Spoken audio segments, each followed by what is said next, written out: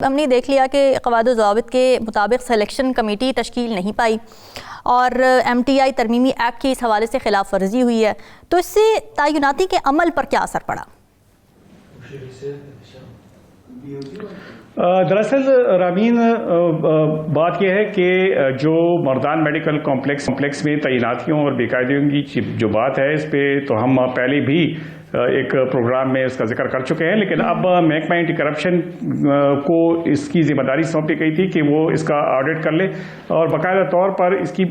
जो audit report है वो मंजरेआम पर अब आई है और हमने जो खबर दी थी बाकायदा तौर पर अब उसकी तस्दीक हुई है। आपने बात की कि इसका तैनातियों पर क्या असर पड़ा है और जो बेकायदगियाँ हुई हैं, तो इसका इस ऑडिट रिपोर्ट के बाद अब क्या सूरत हाल होगी। अब मसला ये है कि सबसे पहले तो ये बात साबित हो गई कि अदालत ने एक फैसला किया था, BOG मेंबरान, बोर्ड ऑफ गवर्नर के मेंबरान को रिस्टोर किया था और उस वक्त जो तैनातियों पर पाबंदी थी वो लगाई गई थी।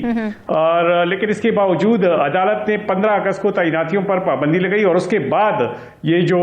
बड़े ओहदों पर जो तैनातियां हैं ये की गई। तो इसका मतलब ये है कि अदालती हुक्म की खिलाफ वर्जी की गई और यूं वो तौहीन अदालत के मुर्तकिब भी करार पाए गए। हॉस्पिटल डायरेक्टर की असामी 13 जुलाई 2024 को सिर्फ एक उर्दू अखबार में मुश्तहर की गई थी, हालांकि जो रूल्स हैं उसके मुताबिक यह है कि 2 अंग्रेजी अखबार में भी उसका इश्तिहार देना जरूरी था, लेकिन ऐसा करने की जहमत गवारा नहीं की गई। और इसके अलावा बोर्ड ऑफ गवर्नर ने अपने एक इजलास में डॉक्टर अमजद अली को अफिशिएटिंग चार्ज की बुनियाद पर हॉस्पिटल डायरेक्टर बना दिया और बोर्ड ऑफ गवर्नर ने मेडिकल डायरेक्टर, हॉस्पिटल डायरेक्टर और नर्सिंग डायरेक्टर की तैनातियों से मुतालिक दस्तावेजात का जायजा लेने के लिए स्क्रूटनी कमेटी तश्कील दी। लेकिन इसमें भी जो कॉन्फ्लिक्ट ऑफ इंटरेस्ट का कानून है वो सामने आया और एक BOG के एक मेंबर जो HR मैनेजर हैं प्रोफेसर अहमद खान को इस कमेटी का मेंबर बनाया गया। अच्छा। तो यूं इसमें कॉन्फ्लिक्ट ऑफ इंटरेस्ट भी पाया गया। इसके बाद मंजूरी के BOG ने अहम असामियों पर तैनाती का मामला अपने इजलास में उसे डिस्कस नहीं किया। हॉस्पिटल डायरेक्टर के लिए 30 उम्मीदवार जो हैं वो सामने आए थे और उसमें 15 को अहल करार दिया गया और जो 15 नाअहल हुए तो उनको ये तक बताने की जहमत गवारा नहीं की गई कि उनकी नाअहली की वजह क्या थी। इनमें 7 को इंटरव्यू के लिए बुलाया गया, हालांकि इसकी मंजूरी बोर्ड ऑफ गवर्नर से लेनी चाहिए थी और इसकी मंजूरी की भी जहमत गवारा नहीं की गई। इसका मतलब यह है कि जो MTI रूल्स में बाकायदा तौर पर तैनातियों के बाद जो ग्रीवेंसेस कमेटी की तश्कील होना थी वो कमेटी भी नहीं बन सकी। अब जो लोग रह गए थे जो मतलब उनको नाअहल करार दिया गया था या उनकी शॉर्टलिस्टिंग नहीं हुई थी, चाहिए था कि वो इस जो ग्रीवेंसेस कमेटी है उसके पास जाते और उनको उनसे अपनी ये वजाहत मांगते कि उन्हें किस बुनियाद पर डिस्क्वालीफाई किया गया है। चूंकि ऐसी कोई कमेटी थी नहीं, इसलिए उनकी कोई बात नहीं सुनी गई। बोर्ड ऑफ गवर्नर के इजलास में न तो सिलेक्शन कमेटी बनाई गई और ना ही MTI एक्ट के तहत सिलेक्शन की तरीक़ाकार के मुताबिक इंटरव्यू के नंबर और या दीगर जो उसकी शराइत होते हैं वो तय हुए। इस बारे में चूंकि कोई डिस्कशन ही नहीं हुई तो इसलिए जो तैनाती का तरीक़ाकार था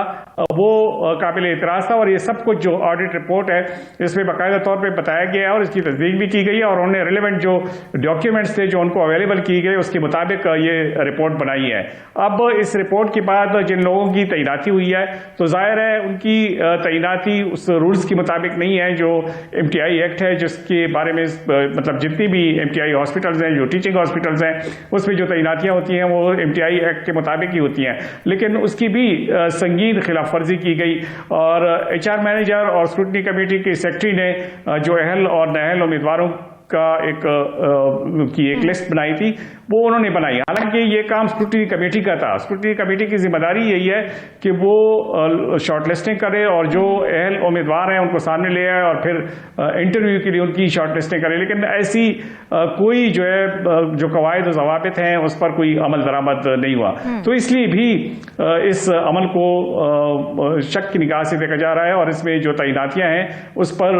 ऑडिट रिपोर्ट में महकमा एंटी करप्शन ने उंगलियां उठाई हैं और ये कहा है कि ये तैनातियां जो हैं वो जो कवायद और ज़वाबित हैं उसके मुताबिक नहीं है। अच्छा बंगर साहब, ये भी इस हवाले से भी अपडेट्स आ रही थी कि जो कमेटी बनती है उसमें एक आम आदमी का यानी एक ले मैन का होना भी ज़रूरी है, तो क्या उसकी भी एब्सेंस पाई गई थी इस कमेटी में और क्यों इसकी ज़रूरत महसूस नहीं की गई? जी बिल्कुल, जो कमेटी बनाई गई थी उसमें चाहिए तो ये था कि वो जो एक रूल्स उसके लिए बनाया गया है कि एक लेमैन है, एक एक्सपर्ट है और एक जो प्राइवेट हॉस्पिटल से जो लोग हैं या जो भी हैं उसके मुताबिक उसमें सारे मेंबरान की तकर्री होनी चाहिए थी, लेकिन इसमें इसकी जहमत गवारा नहीं की गई, बल्कि इसमें एक निजी अस्पताल से एक मेंबर लिया गया और उस मेंबर को इस कमेटी में ये जिम्मेदारी दी गई कि वो दीगर मेंबरान के साथ मिलकर इसको फाइनल करे। लेकिन दिलचस्प बात यह है कि जिस निजी अस्पताल से मेंबर किया गया, जब हॉस्पिटल बारी आई तो उसी हॉस्पिटल से उसी डॉक्टर एक और डॉक्टर को हॉस्पिटल डायरेक्टर तैनात किया गया। मैं डॉक्टर गुलजार की बात कर रहा हूँ, उसका ताल्लुक भी इससे पहले वो निजी हॉस्पिटल में डायरेक्टर ऑपरेशन रह चुके थे और इसी कमेटी में भी उनके एक मेंबर मौजूद थे। तो चाहिए था कि अगर उस हॉस्पिटल से मतलब एक कैंडिडेट है, उसने उसमें इंटरव्यू में और पूरे प्रोसेस में उसने अपीयर होना था, तो चाहिए था कि ऐसा मेंबर ना लेते जिसका ताल्लुक उसी अस्पताल से हो। अच्छा। क्योंकि जाहिर है फिर उसको उसमें फेवर जरूर मिलता है और यही हुआ। उस डॉक्टर को हॉस्पिटल तैनात किया गया, तमाम रूल्स रेगुलेशंस और जितनी भी मतलब उसके जो मेरिट के खिलाफ उसकी जितनी भी कवायद थे उसको सब की सबको सारे कवायद और ज़वाबित को पांव तले लुढ़ा गया और उसको हॉस्पिटल डायरेक्टर तैनात किया। और उसके बाद भी जब इसकी निशानदेही हुई बाकायदा तौर पे हमारी जो पहले जो बोर्ड ऑफ गवर्नर के चेयरमैन हैं उनसे भी बात हुई और उनको ये भी बताया कि जिस हॉस्पिटल डायरेक्टर की तैनाती की गई है उसका तो कवायद और ज़वाबित के खिलाफ इसलिए भी है कि उसे एक हॉस्पिटल में, वो बनू हॉस्पिटल में पहले काम कर रहे थे और वहाँ पे इसलिए उनको हटाया गया कि उन्होंने अहम मालूमात वहाँ से छुपाए थे। और वो अहम मालूमात ये थे कि उन्हें जो पहले जो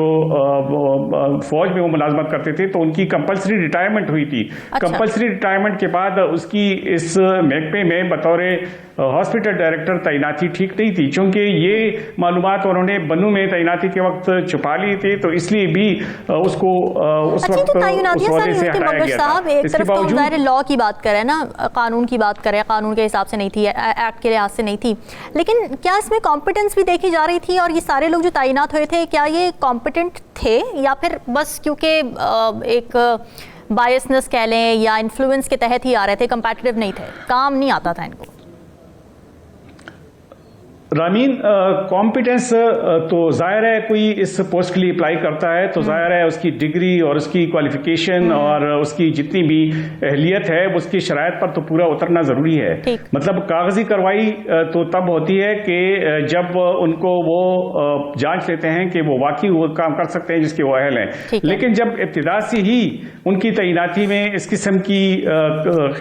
कवायद और ज़वाबित की खिलाफ वर्जी हो तो फिर उनकी अहलियत पर भी उंगली उठती है।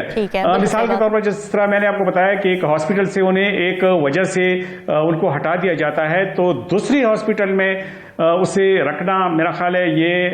जो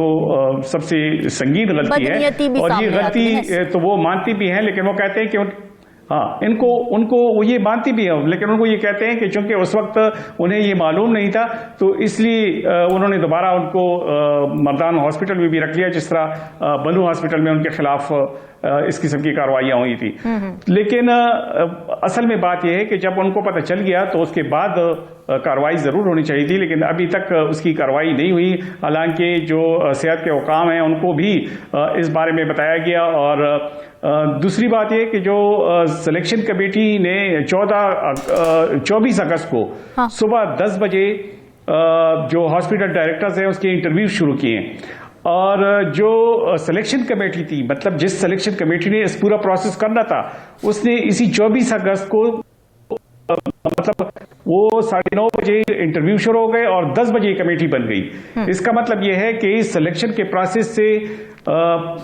प्रोसेस के बाद ये कमेटी बन गई। अब अगर एक कोई कमेटी बनती है और इंटरव्यू से पहले शुरू होते हैं तो इस बात की क्या गारंटी है कि इसमें सब कुछ सिलेक्शन कमेटी ने अपने कवायद और ज़वाबित के मुताबिक अपनी जो रूल्स रेगुलेशन है उसको मलहूज़ खातिर रखकर इसमें अपॉइंटमेंट की है। जाहिर है जब कमेटी भी उस वक्त नहीं थी, मतलब चाहिए तो ये था कि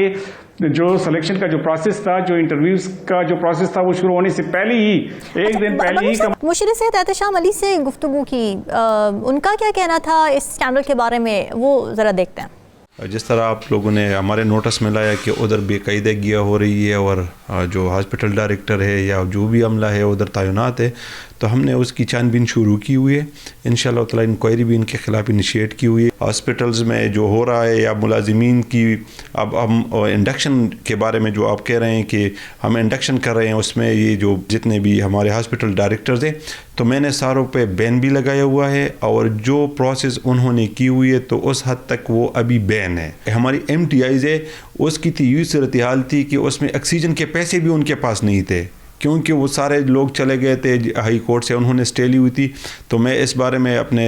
आला अहदिया का भी इंतहाई मशकूर कि उन्होंने वो स्टे भी विकेट कर दी और वज़ीर आला साहब ने फिर उस पर इंतहाई इमरजेंसी बेस पे इक़दाम लिए और अब इंशाअल्लाह ताला चंद दिन में आपको वो नोटिफिकेशन भी नज़र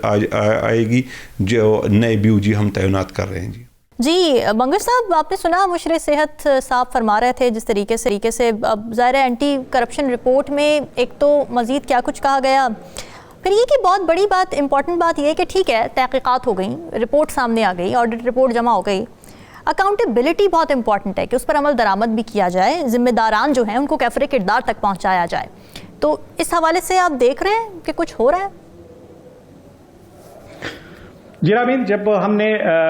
इससे कबल ये रिपोर्ट की थी तो बाकायदा तौर पे महकमा सेहत हरकत में आ गया था और उस वक्त भी काफ़ी कार्रवाई होती थी, लेकिन बड़े बारसूख लोग होते हैं तो ये इस किस्म की कार्रवाइयाँ जो हैं वो अक्सर फिर या तो सबखाने में चली जाती हैं और या फिर जितनी भी इंक्वायरीज होती हैं उस पर कोई कार्रवाई नहीं होती। लेकिन अब मशीर सेहत से हमारी बात हुई तो उनका उसने ये यकीन दहानी करा दी है कि ये जो बोर्ड ऑफ गवर्नर है इसको मज़ीद जो इसमें तब्दीलियाँ हैं ये की जाएंगी और बाकायदा तौर पे इसकी समरी भी भेज दी गई है।